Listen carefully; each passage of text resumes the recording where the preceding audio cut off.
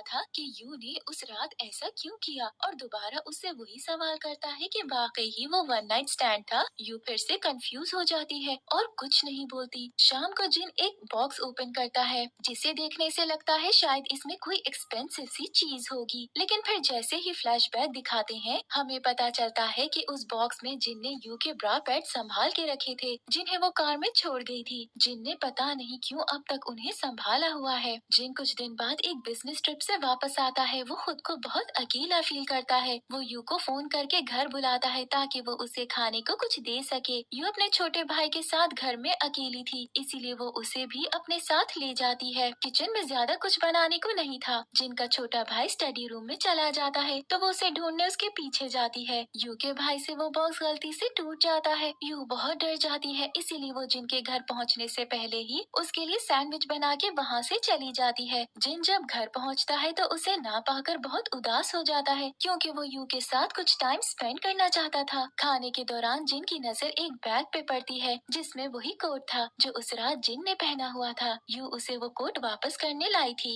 अगले दिन यू जिन के लिए अच्छा सा लंच बना के लाती है क्योंकि उसे ऐसा लग रहा था कि जिन को उस बॉक्स के बारे में पता चल गया होगा और वो बहुत नाराज हो जाएगा, इसीलिए वो पहले ही अपॉलजी के तौर पे अच्छा सा लंच ले आई थी। शाम में जिन स्टडी रूम में जाता है जहाँ उसे वो बॉक्स टूटा हुआ मिलता है। जिनको लगता है शायद यू ने कल देख लिया कि इसमें क्या है। वो बहुत शर्मिंदा होता है कि पता नहीं वो मेरे बारे में क्या सोच रही होगी। जिन इसी कश्मकश में था कि उससे सब्र नहीं होता और वो यू को घर के बाहर आने को बोलता है तो इनडायरेक्टली उससे बॉक्स के बारे में पूछता है, लेकिन यू समझ नहीं पाती कि वो क्या बात कर रहा है। दोनों में कंफ्यूजन क्रिएट होती है और काफी बहस होने लगती है। तभी टाई वहाँ आता है और यू को वन साइड हक करता है। जिन यू से उन दोनों के रिलेशनशिप के बारे में पूछता है जिसके जवाब में टाई कहता है कि अभी भी कुछ कहना बाकी है क्योंकि जिस तरह उसने यू को हक किया हुआ था वो दोनों गर्लफ्रेंड बॉयफ्रेंड ही लग रहे थे। जिनको बहुत जेलसी फील होती है लेकिन वो चुप करके वहाँ से चला जाता है। अगली सुबह ऑफिस में जिन यू से उसके और टाई के रिलेशनशिप के बारे में पूछता है। यू इस बात को ये कह के टाल देती है कि ये हमारा पर्सनल मैटर है। जिन यू को अपने पास रखने और तंग करने के लिए उससे बार बार खाना बनवाता है। जिन तो खाने के बाद डाइजेस्टिव मेडिसिन ले लेता है लेकिन यू बहुत थक जाती है। ऑफ टाइम पे यू जब घर जाने लगती है जिन उसे दोबारा फिर खाना बनाने को बोलता है। इस बार यू खाने के साथ एक्स्ट्रा प्लेट लाना भूल जाती है तो जिन टाई की एक नॉवेल बुक निकाल के उस पे खाना रख के खाने लगता है। यू समझ जाती है कि जिन रात वाली बात को लेके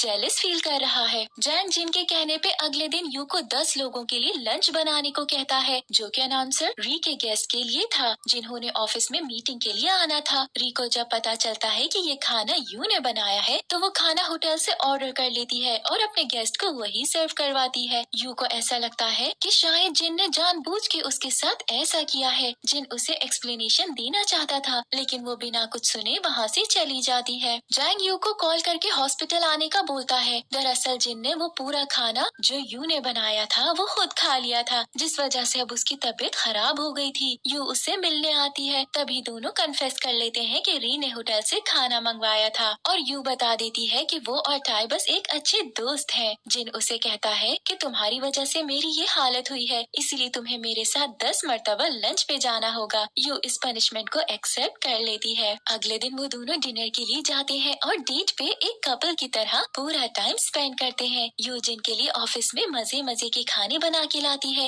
एक दिन एज यूजुअल यू जिन के लिए लंच लाती है और वहीं बैठ जाती है। जिन यू से कहता है कि आइंदा उसे उसके लिए खाना बनाने की जरूरत नहीं है। यू शॉक होते हुए उसकी तरफ देखती है। जिन रात में उसे डिनर के लिए इनवाइट करता है लेकिन यू मना कर देती है कि मेरा डॉग घर में मेरा वेट कर रहा है इसीलिए मैं नहीं जा सकती। दरअसल यू अपने भाई के बारे में बात कर रही थी लेकिन वो उसके बारे में जिन को नहीं बताती और ये कह देती है कि डॉग का ख्याल रखना है। जिन जैंग को तमाम चीजें जो उसने प्लान की थी कैंसिल करने को कहता है। यू ये बात सुन लेती है और वो अपने सारे प्लान्स कैंसिल कर देती है। दूसरी तरफ री जिन के डैड को इम्प्रेस करने में लगी है और किसी हद तक कामयाब भी हो गई है। यू जिन को मैसेज करती है जो उसे अब डिनर के लिए घर पे इनवाइट करता है। यू मान जाती है लेकिन बहुत अनकंफर्टेबल फील करती है। जिन अपने हाथों से यू के लिए डिनर बनाता है। यू पहली लड़की है जिसके लिए वो खुद अपने हाथ से कुकिंग कर रहा था। डिनर तैयार करने के बाद जिन यू को लाइट्स ऑफ करने को बोलता है लेकिन यू को स्विच नहीं मिलता। जिन जिस वे में लाइट ऑफ करने जाता है उसे ऐसा लगता है कि शायद जिन किस करने आ रहा है। प्लेट्स लगाते वक्त जिन जल्दी से यू को लिप किस कर देता है। जैसे ही डिनर स्टार्ट होता है तो डोरबेल की आवाज आती है। जिन के डैड बाहर आए खड़े थे। जिन किसी तरह जल्दबाजी में उसे छुपने को कहता है। चेयरमैन छा दो प्लेट्स को देख के समझ जाता है कि यहाँ जिन के अलावा कोई और भी मौजूद था। स्टडी रूम में यू वो बॉक्स ओपन करके चेस्ट पैड्स को देख लेती है। बॉक्स अचानक से उसके हाथ से गिर जाता है। कुछ गिरने की आवाज सुन के जिन के डैड रूम में देखने आते हैं, लेकिन वहाँ कैट को देख के वापस चले जाते हैं। कैट की वजह से यू भी बच गई थी और फिर वो वहाँ से चली जाती है। यू रास्ते में सोचती है कि जिन ने अभी तक उन्हें क्यों संभाला हुआ है। नेक्स्ट डे जिन के डैड को याद आता है कि कल उसने घर में किसी लड़की के शूज देखे थे। वो समझ जाते हैं कि जिन छुप छुप के किसी लड़की को डेट कर रहा है। चेयरमैन शाह जैंग को उस पर नजर रखने को बोलते हैं। जिन यू को बिजनेस ट्रिप के लिए साथ चलने को कहता है। जिन उसे कहता है कि तुम्हें मेरे पार्टनर की डाइट का ख्याल रखना है क्योंकि वो एक डायबिटिक पेशेंट है। जिन यू को बिजनेस ट्रिप के लिए उसी रिसोर्ट में ले आता है जहाँ वो पहली बार मिले थे। जिनके बिजनेस पार्टनर को यू का खाना बहुत पसंद आता है और वो उनसे बहुत इम्प्रेस होता है। जिन यू को एक ड्रेस गिफ्ट करता है जिसमें वो बहुत प्यारी लग रही थी। दोनों एक साथ बहुत अच्छा टाइम स्पेंड करते हैं। रात में टाई और री एक साथ बैठे ड्रिंक कर रहे थे। नशे में होने की वजह से दोनों क्लोज आ जाते हैं। टाई री को यू के पास्ट के बारे में सब बता देता है कि 3 साल पहले क्या हुआ था। Next day business deal complete करके जिन जैंग को भी वापस भेज देता है और खुद यू के साथ पूल डेट प्लान करता है क्योंकि वो उसे हर पल अपने करीब रखना चाहता था। पूल में जिन डूबने की एक्टिंग करता है। यू उसे बचाती है और सब कुछ उसके सामने कन्फेस कर देती है कि वो उसकी कितनी केयर करती है और वो उसके बारे में क्या फील करती है। यू जिन को चीक्स पे किस करने लगती है लेकिन वो उसे जल्दी से लिप किस कर देता है। एक एम्प्लॉय चुपके से उनकी पिक्चर्स ले लेता है और सुबह तक ये पिक्चर्स जिन के डैड के पास थी। जिन और यू भी वापस आ जाते हैं। जिन यू को डिनर डेट के लिए इनवाइट करता है लेकिन यू मना कर देती है क्योंकि आज उसके भाई डोंगू का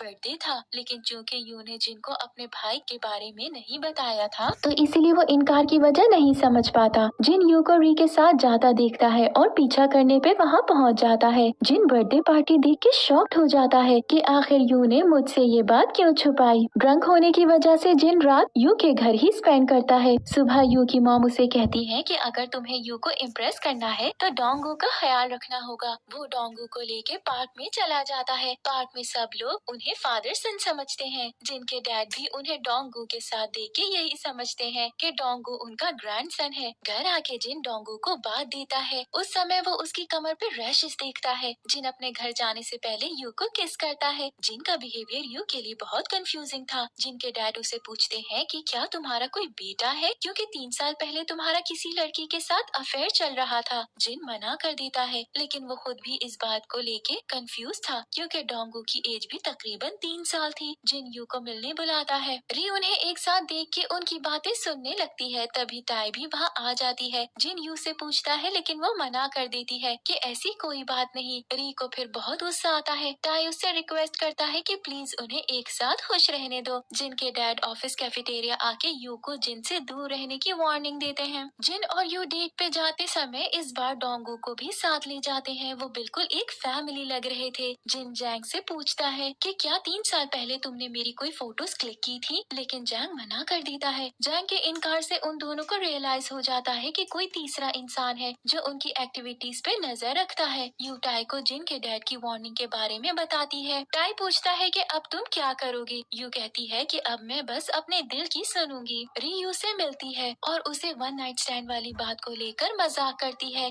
यू ये बात सुन के बहुत एम्बेरसमेंट फील करती है इसीलिए खामोशी से वहाँ से चली जाती है। जिनके डैड डोंगू से मिलने यू के घर आते हैं ताकि कंफर्म कर सके कि वो उनका ग्रैंडसन है या नहीं। जिनके डैड की यू की मॉम से बहुत बहस होती है। तब तक जिन और यू भी वहाँ आ जाते हैं। बहस में जज्बाती होके यू की मॉम उन्हें बता देती है कि डोंगू उसका बेटा है। जिन जो अभी भी यकीन नहीं आता वो यू से क्लियर वे में पूछता है कि डोंगू मेरा बेटा है या नहीं। वो कहती है मैंने पहले ही बोला था कि ऐसा कुछ नहीं है। री लाइव शो में खुद पे कंट्रोल नहीं कर पाती और जिन की बात को लेके रोने लगती है। सोशल मीडिया पे ये खबर आग की तरह फैल जाती है। जिनका लेटेस्ट ब्रांड जब वो मार्केट में लॉन्च होता है तो वो सुपर डुपर हिट होता है। सोशल मीडिया पे यू और जिन की वन नाइट स्टैंड वाली बात भी वायरल हो जाती है। टाई यू का मूड फ्रेश करने के लिए उसे कंपनी देता है। साथ ही वो री के शो में भी जाने का फैसला करता है ताकि कुछ चीजें नॉर्मल हो सके। यू जिन से आखिरी बार मिलती है और कहती है कि अब मैं उस रिलेशनशिप को कंटिन्यू नहीं रख सकती जिसकी वजह से मेरी और मेरी फैमिली की बदनामी हो। जिन उसे बहुत रोकता है लेकिन वो मना कर देती है। दोनों बहुत रोते हैं और जुदा हो जाते हैं। यू डायबॉग कंपनी छोड़ देती है। सभी कैफेटेरिया मेंबर्स उसके जाने की वजह से उदास थे। वो उसे एक शानदार फेयरवेल पार्टी देते हैं। यू अब एक यूनिवर्सिटी में जॉब करने लगती है। शाम में टाई यू से मिलने आता है। यू इमोशनल होके उसे हग कर लेती है। उन्हें हग करते हुए जिन देख लेता है और चुपचाप वहाँ से चला जाता है। यू को लगा था कि अगर वो ब्रेकअप कर लेंगे तो शायद सब चीजें ठीक हो जाएंगी, लेकिन ऐसा नहीं था। यू की मॉम लाइव टीवी शो में जिन और यू के रिलेशनशिप के बारे में डिस्कस करती है कि जिन उनकी बेटी को डेट कर रहा था, लेकिन अब दोनों का ब्रेकअप हो गया है। ब्रेकअप की वजह से जिन की लाइफ बहुत डिस्टर्ब हो गई थी। री उसकी केयर करती है, तभी वो पास्ट के बारे में सोचती है कि कैसे उसे जिन से पहली नजर में ही प्यार हो गया था। वो जिन के लिए खाना लेके आती है। यू की मॉम की ब्रेकअप वाली स्टेटमेंट की वजह से सभी लोग यू का बहुत मजाक बनाते हैं और उसे एडल्ट मूवी एक्ट्रेस की बेटी कहते हैं। ये बात सुन के वो बहुत शर्मिंदा होती है और वहाँ से चली जाती है। जैन जिन के पास आता है और उसे इतना परेशान देख के कहता है कि अगर तुम सच में यू को लाइक करते हो तो तुम्हें लोगों की फिक्र नहीं करनी चाहिए। अगर तुम उसे मिस कर रहे हो तो तुम्हें उससे मिलने जाना चाहिए ताकि बाद में पछतावा ना हो। जिन यू से मिलने उसकी वर्क प्लेस यानी यूनिवर्सिटी जाता है, लेकिन वो वहाँ नहीं थी। फिर वो टाई के पास जाता है, शायद उसे यू के बारे में पता हो। टाई जिन को देख के बहुत गुस्सा करता है,